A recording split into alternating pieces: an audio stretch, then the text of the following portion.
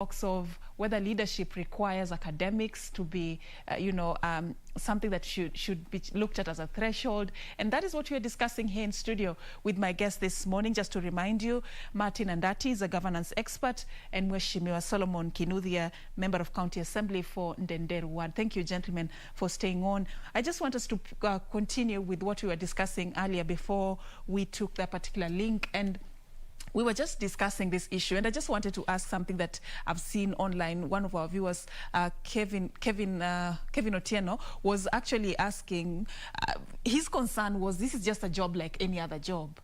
Every job has its own requirement if you're applying for it. If this is the requirement, why can't the leaders do that? I want you, Solomon, to comment on that. If you look at our own system of elections, and that's why even that provision of Elections Act is against the spirit of the Constitution. We use the system of first past the post, which is a universal suffrage. If a resident or voters in a particular area would want a graduate, they are well within their rights to persuade one to lead them. For example, when we went to election in the Newscheck ward, we had about 33 candidates, and 10 of them were graduates. The voters in their own wisdom chose one. 33, only 10? Only 10 were graduates out of 33 23 were not, but I was lucky to be a graduate Kiambu is one of among those many. Counties which has a very high population of educated people. Yes. There are others like Kilifi, there are others like Turkana, And, where you might find in a whole constituency, maybe the graduates are 10 or 15. And for me to win, I did not actually tell the voters that I'm a graduate. I just made sure they felt that I'm one of them, and I'll be there to attend to their needs. So I don't know whoever drafted this provision was drafting it for whose behalf, because if you go to the data, most graduates fell by the wayside. Currently in the County Assembly of Kiambu, we are less than 10 graduates in an assembly of about 92. So even Mwananchi himself or herself is not interested in academic qualifications. Globally, if you look at literature on leadership, the leading writers are talking of emotional intelligence quotient. We've moved away from IQ as a benchmark of leadership. We are talking about, even in employment, we are talking about soft skills, empathy, ability to listen and communicate. You had asked how somebody without a degree is going to stand in front of a vetting panel to vet a doctor. If you have proper, or an engineer, or proper emotional intelligence, you can even relate with professors, and you are shushaina. We've seen before, Kibaki had a close buddy near university who used to sell newspapers, and they used to sit and have drink and enjoy life together. And the late Philip Achieng, yes. He didn't have a degree. He didn't. Who communicates better than Achieng? The late. So yeah, there we are. I mean, you have even, I love the examples. Which professor has written articles better than Philip Achieng? I love the examples you're bringing on board. Professor Ngugi. He doesn't have PhD. Ngugi Wathiongo. Yet he is one of the best from this country. The late Jaramogi Oginga Odinga, Raila's father, he went to Maseno, then went to Makerere. He had a diploma. So you would not have allowed him to become whatever he became, and make the contribution that he made in this country. And there are many examples. Even Mzee Moi with P4. You can see he kept on beating all these professors. I like the examples. Allow me to say this. I like the examples you guys are bringing on board, and we all agree these are great leaders, and they've done great things in the society. My concern, though, is this section was there from way back. It is something because it's been there, and we've had like several years in between before 2022. Let's agree on that. And I believe any person. Just allow me to finish my thought on this. Any person who was interested in vying in 2022 would have been interested to research on what he needs to have to be able to be qualified for that, and I'm sure they could have come across this particular requirement. Let me give you some background. What happened between these years? What happened in 2010? What did they do with the time that was there? If you look at the parliamentary parties in 2010 and in 2013, when we inaugurated the constitution, major leaders of those parties did not have a degree, including Charity Ngiru. And they made a decision to suspend implementation of that section for them to acquire degrees. If you look at that parliament, the last parliament, 2007 to 2013, most did not have degrees.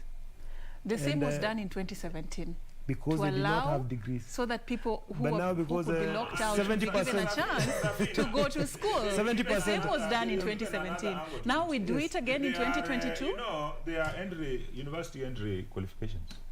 How are some of these guys acquiring degrees when they didn't get the entry requirements? Yet they don't go through they have not, you know, there's what we call matriculation, you know. A guy gets D-, then you are supposed to start at certificate. Then you move maybe to diploma, then you move to higher diploma, then you move to degree. But you have fellas who got D-, some who don't even have a Form 4 certificate. One of these former senators who lost their wife the other day, when he's a class 6 or 7 dropout, but he's purporting to have done a degree. When did we start having people who don't have a primary school education? How do you, if you don't have a basic primary school education, how do you enroll for a degree? Allow me to pick this up. Firing people and bribing everybody. Others are getting the papers by offering sex. There are all sorts of things happening out there. All right, gentlemen, we are picking this up in a bit. We just have to take this once again very quickly. It's a function we are following up for you as well this morning. The Interior Cabinet Secretary, Dr. Fred Matiang'i, today is presiding over a meeting with regional commissioners and county commissioners. They're discussing development and security status in the country. Let's just, go straight there. It's currently happening at the Kenya School of Government, and it is a forum that seeks to discuss development and the security status in the country, being presided over by the Interior CS, Dr. Fred Matiang'i. We'll be back with this conversation after this. Because our president, it depends on us in Ingao to do this work. The country looks upon us to move forward on some of this work and to ensure that it is successfully done. Secondly, I'm grateful, as your minister, because the country is by and large safe and stable. We have challenges. I know my colleague Delana and my colleague Lungata, and they who have been dealing with some of the border challenges we have, especially in the north and the coastal part of the country, and your county commissioners. This has become, a common way of life, as it were. But these are challenges, we are completely up to, and we can deal with them. I know the challenges we've had in parts of the border between northeastern and eastern. I've been talking a lot with Isaiah Nakoro about this, and Delana about the issues that we need to finally resolve between Garissa and Isiolo, and how we need to make sure that place remains peaceful between Marsabit, and Isiolo on this side.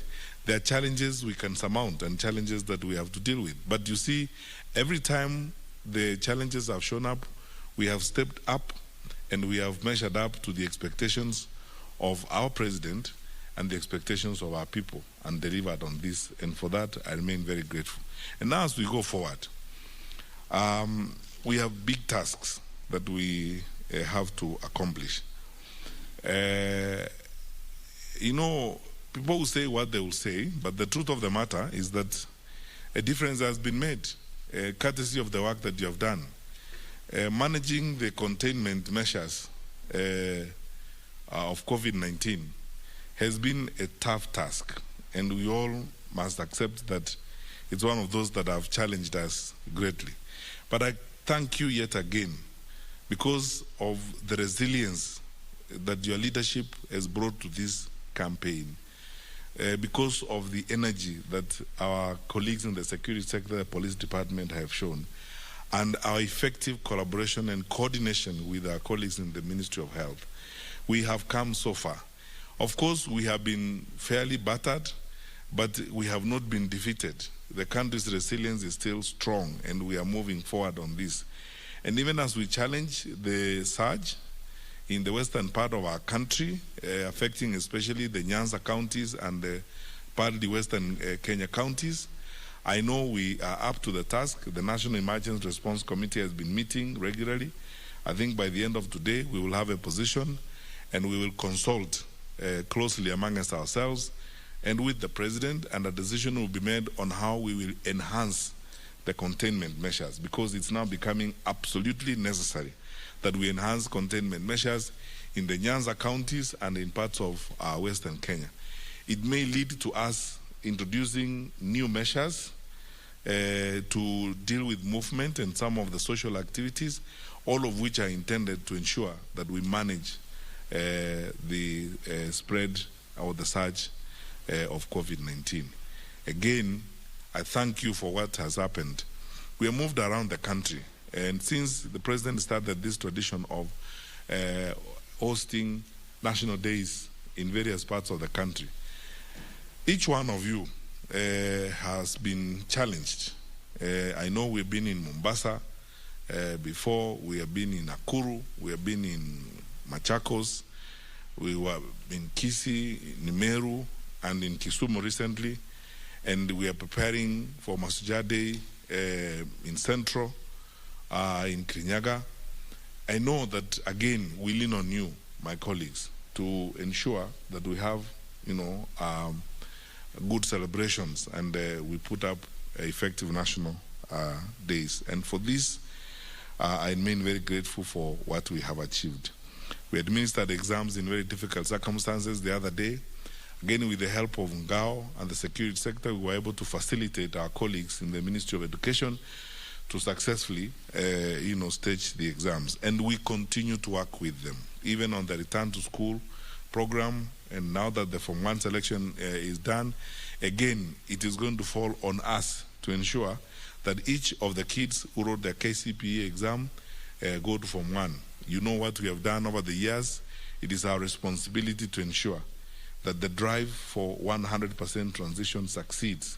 We work with our colleagues in the Ministry of Education to support them, to ensure that there are no children who are left behind as we move forward. So we have entered an interesting season. That's why we are meeting today.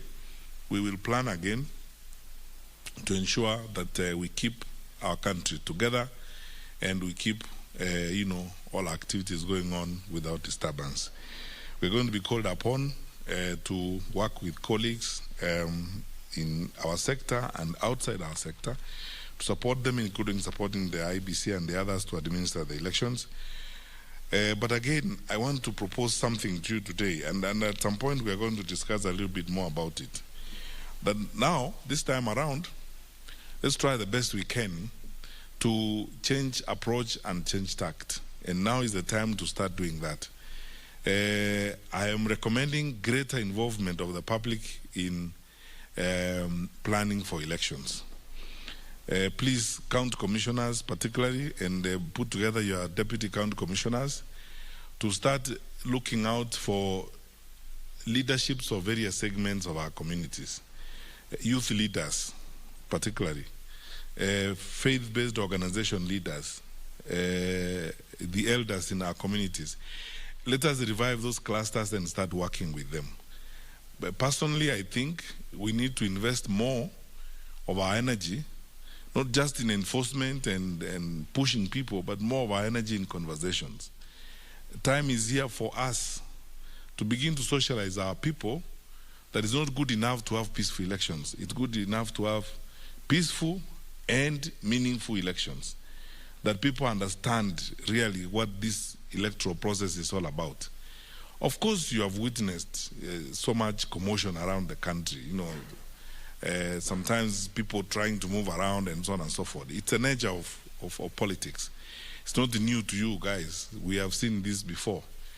It's upon us to ensure that even when that commotion is going on, the country remains stable. And let's invest heavily, a lot of our energy, especially in the build-up to the elections. Let's invest very heavily in conversations. I would rather that we spend more resources now on deliberations and conversations on how we are going to have peaceful elections, on participation in the elections and so on, and educating our people, advancing the work NCIC and the others are doing in civic awareness, rather than spending the resources in enforcement. If we can minimize, even by over 50%, any use of force during this period, it will be very good for our country. Because the advancement and the development of our country is not just going to be measured in the number of projects we have completed, the number of things we are able to do, the infrastructure that we are putting up. It should also be measured by the level of political maturity we have acquired over the years. We have come so far, 6 decades or so of independence. This time around, we should have a different type of environment during the elections, where we encourage conversations, we encourage people to talk to one another. We reduce the tensions that happen, especially in cosmopolitan parts of our country. We should encourage those conversations now and get people to talk to one another and persuade our people to understand one thing, that the elections are a process through which we choose people who are going to lead us, so that they're also very careful and not gullible to some of the things they will hear. We should lead and work with my brother Thuku here and his peace-building campaign to educate our people on participation in the elections and so on. Let's do everything we can to reduce violence, reduce use of force, so that we encourage our people more to talk to one another, to have detailed conversations. If we can inspire, for example, I want to ask my colleagues, the county commissioners and your colleagues, the DCCs, if we can begin those group conversations where we get youth groups to talk to one another, to form debating institutions, meetings where they compare and contrast candidates and ideologies and policies and so on, it will be good for the country, rather than wait until people come around to keep bribing them, so that we can make these decisions without stones, and we can make these decisions without tear gas. We can make these decisions without pushing anyone to do anything. That way, then, we will actually demonstrate to ourselves and to everyone that we have really grown as a country and we have come so far. So it's going to fall on us again to do, that thing of educating people as it were. Please, let's move, on that direction. The rest we are going to discuss later on in terms of how we are going to do this. And finally, before I ask the PS to do something, I would like to recommend that now let us begin changing even our own engagement with the public. I have been to meetings with some of you where, frankly, I get very impressed, because we are beginning also a new method of encouraging public participation by building the confidence of our people in themselves. And then therefore I'm recommending to you and encourage our people, the DCCs, the ACCs, the chiefs and assistant chiefs. Let's start our barazas sometimes by us not speaking, but by listening to the wananchi first. I would be happy in a situation where we start our barazas with 10 speeches from the public. Members of the public choose each other, so you can have 5 youth, 3 elders, and 3 professionals or 3 business people making speeches and highlighting the things that they think we need to address as government, so that we slowly but surely change our mode of operation from the old school type of we are always giving lectures to these people to addressing their needs and talking directly to their fears and their concerns. Everywhere I have been with you, with some of you, and you have done that, it's been very impressive, because we always get very useful feedback and people talk back to us. I remember the incident Arizina Tembea and Juan Ojuang outside Ojuang's office in Italy. You heard what those good people are telling us. That is where we picked information from on issues like defilement and rape and so on, by listening to those people. Because sometimes we hold a baraza and then we end up talking, all of us, just as leaders. We are the only ones who talk, and we go. Because we imagine that either through intelligence and so on, we have all the issues. We may have all the issues, but there's something we don't do in that process. We don't build the confidence of our people.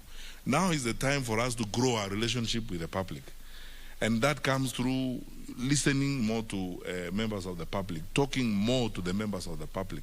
Let us slowly but surely begin to do that as a way of strengthening the confidence of our communities and moving our country to the next level. I think that way then we will have begun a process that is very useful.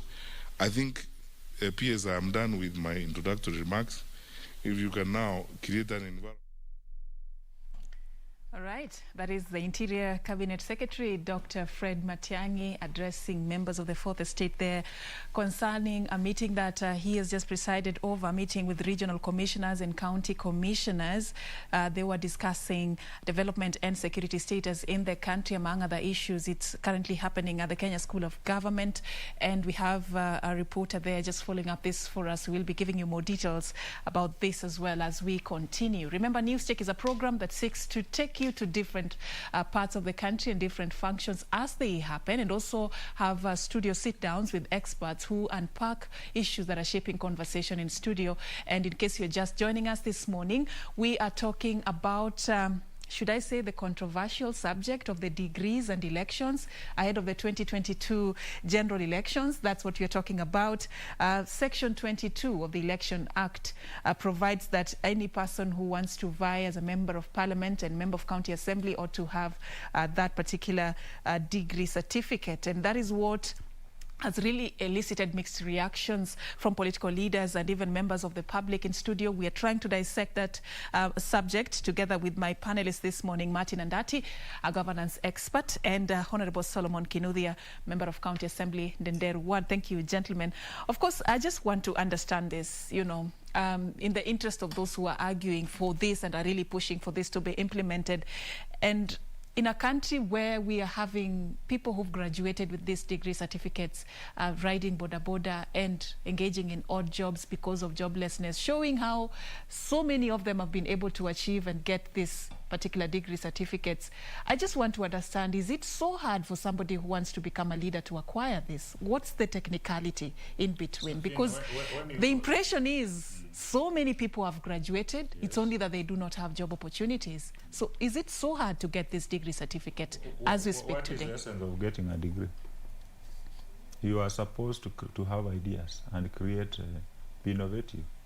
When you go to school and you come with a degree, then you are struggling with a class 4 dropout or overriding a board, then that education you got is useless. It's very useless. Two, do we get fellas graduating so that they get jobs? So since they cannot get jobs, you push out the ones who have little education so that now they get jobs. Is that the argument we want to advance? Because that is what we are trying to do. Because these ones got some useless education which cannot allow them to be able to be innovative. Because the essence of getting... Why do you call this useless? It is useless because the education you are supposed to get is supposed to help you create ideas. Yeah. You create wealth. You know, because you know why they say it's an ivory tower. You know, you are up there. You are elitist. So you are supposed to think for the guys who are down here, the blue collar fellas. But now we are still going back to the blue economy. Look at the guys who are doing the superhighway. And on this one, I think I'll give Uhuru a thumbs up. We were initially very mad with him, but for once, I have to say that I'm impressed. When you see the way that work is being done, you know the people who are doing it? Technicians. You will find the entire project, there might be 1 or 2 engineers. So if you take, now, you move those fellas there and say that now we want to remove these engineers from what they are doing so that they can get into leadership, then they'll transform society. It will not happen. Because as you go up the ladder, you get removed from the masses. And you know, some of the things which you and me take for granted, to some of those fellas, they are very basic. They are very critical. You know, if I gave you 500 shillings today, Serfine, you'll just say, and that year, 500, what is 500? But you know, in the village, that's a lot the of 50 money. bob, we say, why are they bribed with 50 bob? To them, some of them, that is maybe the only money they have seen the whole month. To them, that 50 bob might mean between starving and having something to eat.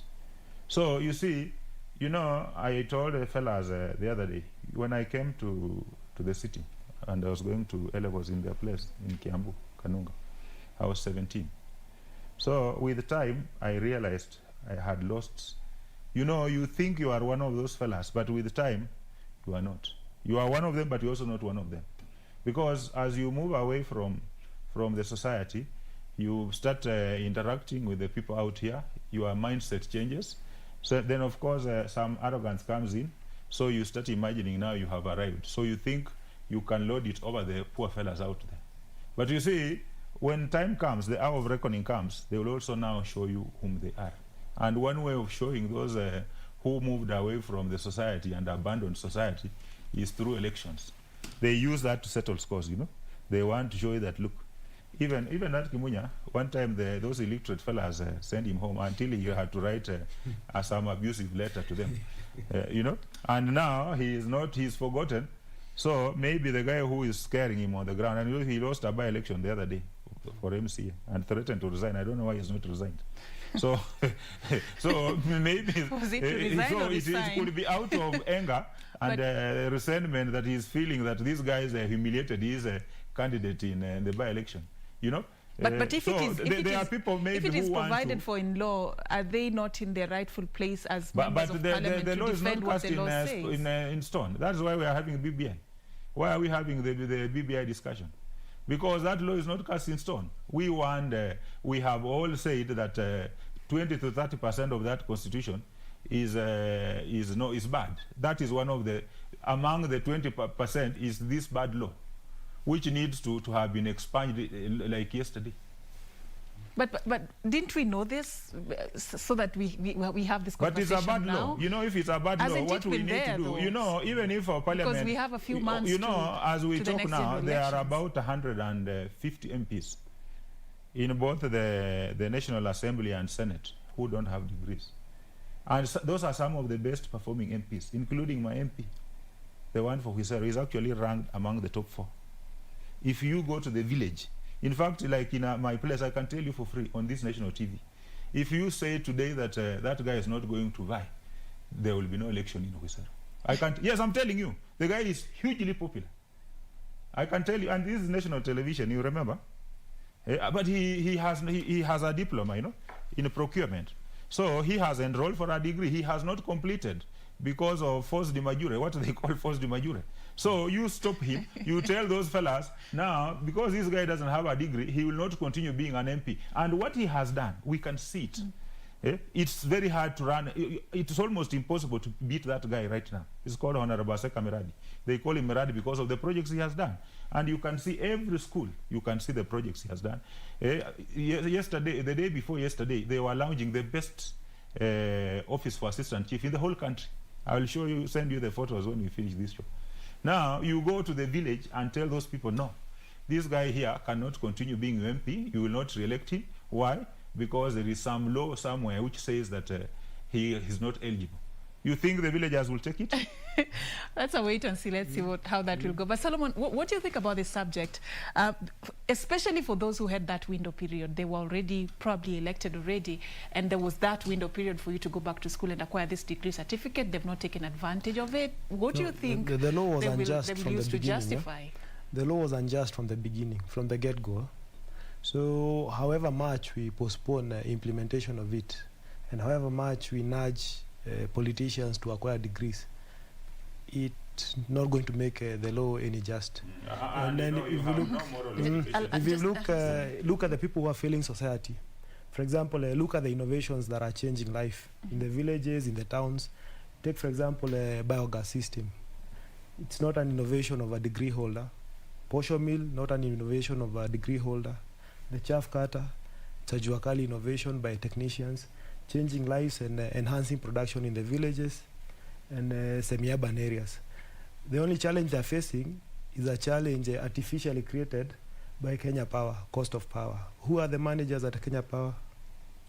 Whose job is just to buy and sell electricity, not even to produce. Kengen does production, Ketraco does transmission.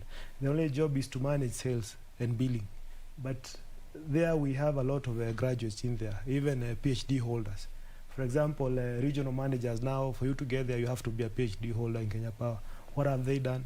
For months now, majority of households have not been billed because the billing system has failed. So the fascination with the degrees in this country is what is going to make us a failed nation. It's going to hamper production. And for us to become a first world country, or a country that is self-sufficient, we should invest in labor-intensive sectors like agriculture. Who is going to supervise those areas? Do you expect an AI doctor to be a degree holder? Do you expect people who are doing farming and supervisors to be degree holders. What we need degree holders to do is just be accountable, have high levels of integrity. Where they have been entrusted with the positions of power, let them prove themselves.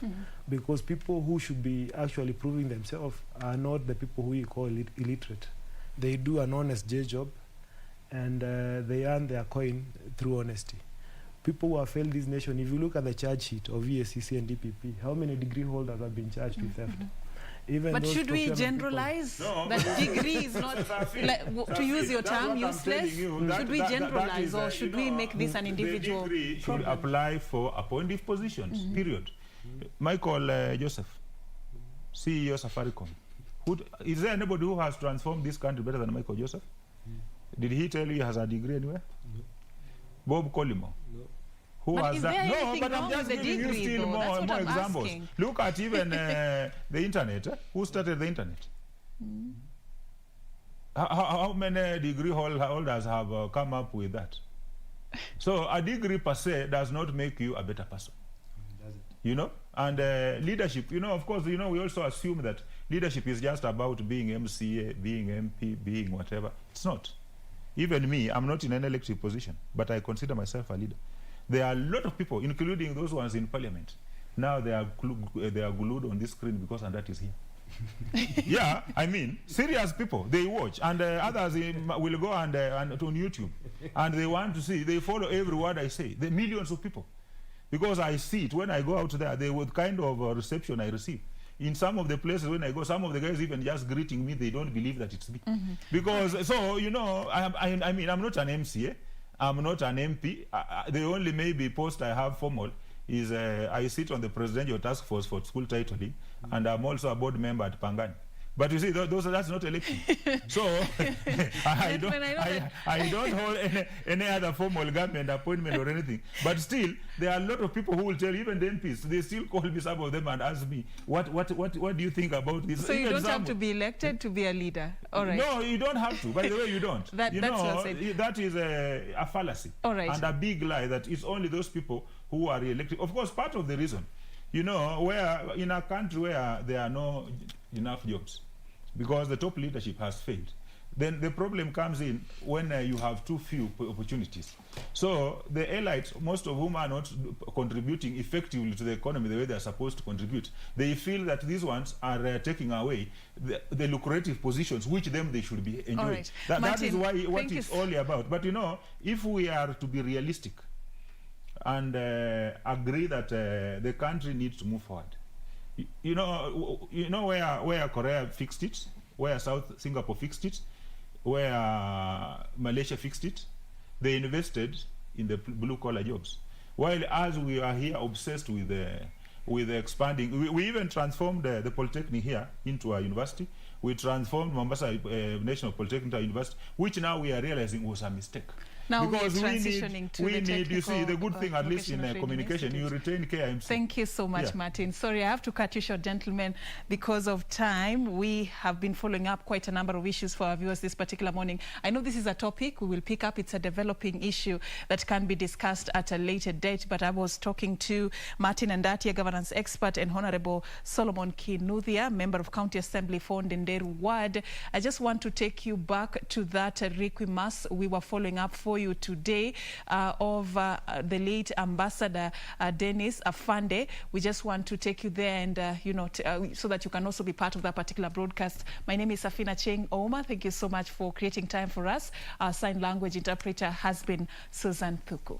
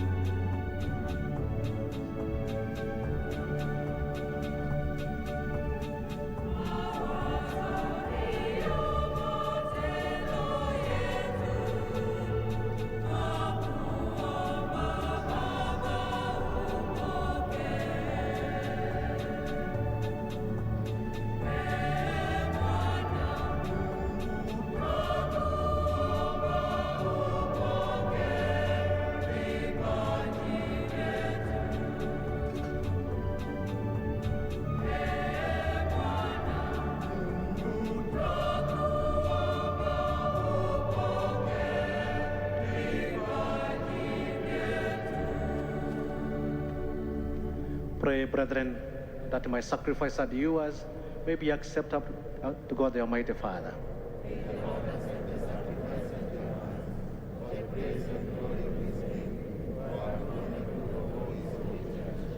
As we humbly present to you these sacrificial offerings, O Lord, for the salvation of your servant, Dennis Serfine, we beseech your mercy, that he who did not doubt your Son to be a loving Savior may now find in him a merciful Judge, who lives and reigns forever and ever.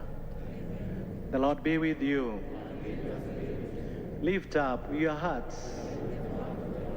Let us give thanks to the Lord our God. It is too right and just, our duty and our salvation always and ever to give you thanks, Lord, Holy Father, Almighty and Eternal God. For it is at your summons that we come to birth. By your will that we are governed. By your command that we return, on account of sin, to that earth from which we came. And when you give the sign, we who have been redeemed by the death of your Son shall be raised up to the glory of his resurrection. And so with the company of angels and saints in heaven, we sing now the hymn of your praise, as without end we acclaim.